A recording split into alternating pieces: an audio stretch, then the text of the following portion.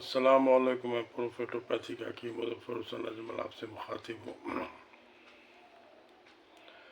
रमज़ान आने वाला है और रमज़ान में यूनिवर्सल अफ्तारी लगभग पूरे हिंदुस्तान, पाकिस्तान, बांग्लादेश में चना, प्याज़ू, कचरी वगैरह चलता है। तो इसके बारे में है कि आजकल गैस का मामला भी बहुत आम है। छोटा छोटा 3 महीने के बच्चा को भी हमने गैस बनते देखा है। गैस से पेट उसका हमेशा बॉलर की तरफ बना रहता था। तो वो मामला वो माँ के तरफ से दूध के ज़रिए आता है। माँ को अगर गैस का मामला होगा तो बच्चे को भी गैस का मामला होना है। तो उसके लिए जो है ना, दाल दलहन के बारे में एक यूनिवर्सल गलती है कि उसको लोग अच्छा प्रोटीन समझ के खाते हैं। डॉक्टर लोग भी बताते हैं मर है, दाल दलहन है, ठीक है, बहुत अच्छा प्रोटीन है, सस्ता है, फ्रेश है, लेकिन मामला ये है कि उसको पचाने का एक कंडीशन है। वो कंडीशन ये है कि आपको घोड़ा वाली मेहनत करनी पड़ेगी। मतलब दाल दलहन को पचाने के लिए आपको जो है वो ठेला चलाने वाला काम, कुदाल चलाने वाला काम या रिक्शा पुलर वाला काम, माने मेहनत कश वाला काम करना होगा। प्रोटीन के 3 किस्म में जो दूध दही के लिए पचने के लिए, अच्छा ढंग से पचने के लिए फल की ज़रूरत है, और गोश्त मछली अंडा को सही ढंग से पचने के लिए हरी सब्ज़ी की ज़रूरत है। उसी तरह से दाल दलहन को पचने के लिए घोड़ा वाला मेहनत। अगर आप मेहनत नहीं करते हैं तो फिर दाल दलहन आपको पचावेगा ही नहीं, बहुत सारी बीमारी होगी, गैस्ट्राइटिस का मामला होगा। और गैस्ट्राइटिस जो है आदमी को सुसाइडल टेंडेंसी डेवलप करके मौत की तरफ भी ले जाता है। यानी आदमी खुद से अपने जान को ख़त्म कर लेने में ही उसको हाफिज समझ में आती है। तो इसलिए गैस के मर्ज़ में को हमारी वालदा मरहुमा जो है वो जिंदा भूत कहती थी, लाइव गोस्ट। मतलब ये कि गैस का मरीज़ जो है वो देखने में भला चंगा मालूम होता है, लेकिन झेलता तो मरीज़ ही है। लोग कहते हैं कि तो आपको शक की बीमारी है, काहे कोई सब चक्कर ये कीजिए वो कीजिए, और मरीज़ बीमारी झेलता रहता है। इसलिए मरीज़ जो है वो धीरे धीरे सुसाइडल टेंडेंसी डेवलप करने लगता है। और गैस का मामला 2 तरह का होता है। एक होता है कि पेट में एसिड की सिक्रेशन में कमी है, एक होता है पेट में एसिड की सिक्रेशन की ज़्यादती। क्योंकि वही एसिड का सिक्रेशन जो होता है, हाइड्रोक्लोरिक एसिड, वो खाना का पचैया नहीं बल्कि गलैया करता है। और गलैया करने के बाद फिर आंत के सही मैदा के निचले हिस्सा में सोडा बाइकार्ब का सिक्रेशन होता है।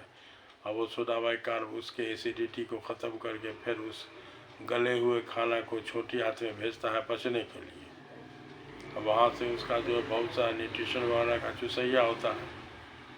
थोड़ा बहुत जो बचता है तो वो जब बड़ी आंत में जाता है तो बड़ी आंत में ज़्यादातर एक्सेस पानी का चुसैया होता है, जो पानी चूस के ब्लड में मिला के पेशाब के ज़रिए बाहर निकाल देता है। इसलिए लैट्रिन आपको सेमी सॉलिड होता है।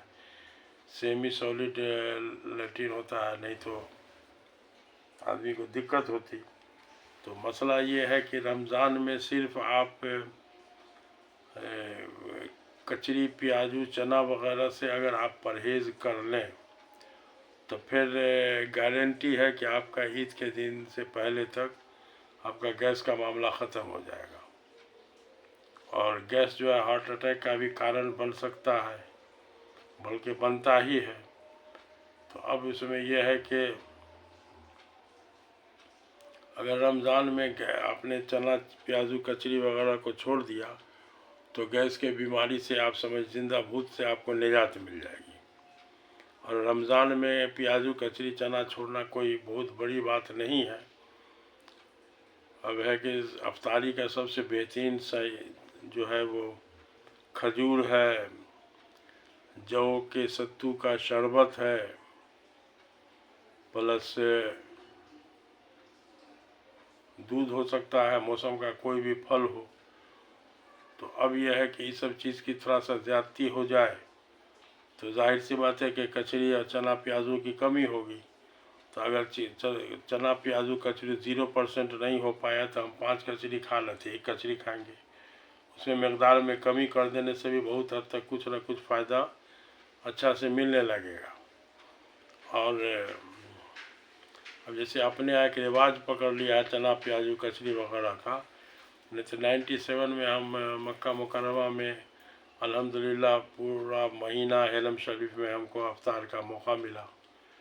तो वहाँ तो सिवाय खजूर और जमज़म की कोई दूसरी चीज़ होती भी नहीं है, बल्कि वो लोग अलाउ भी नहीं करते हैं हेलम शरीफ में ले जाने के लिए। लेकिन अपना हिंदुस्तानी आदमी वहाँ भी जो है चोरी छिपे हेलम शरीफ के अंदर भी प्याजू कचरी चना वगैरह का इंतज़ाम कर ही लेता है। तो बहरहाल ये बहुत अजूबा चीज़ नहीं है, थोड़ा सा इससे बच लिया जाए। तो गैस के लिए तो दाल दलहन को हर हाल में छोड़ना होगा, उसका कोई भी शक्ल। और चना प्याजू कचरी में एक और ख़तरनाक मामला ये है कि बेसन का वगैरह का जो बनाते हैं, तो बेसन के बारे में 50% गारंटी है कि वो खेसारी के दाल उल का होता है, जिस पर गवर्नमेंट ने वर्ल्ड वाइड बैन लगा हुआ है। लेकिन बैन लगने के बाद भी लगभग इस तरह की दुकान में मिल ही जाता है।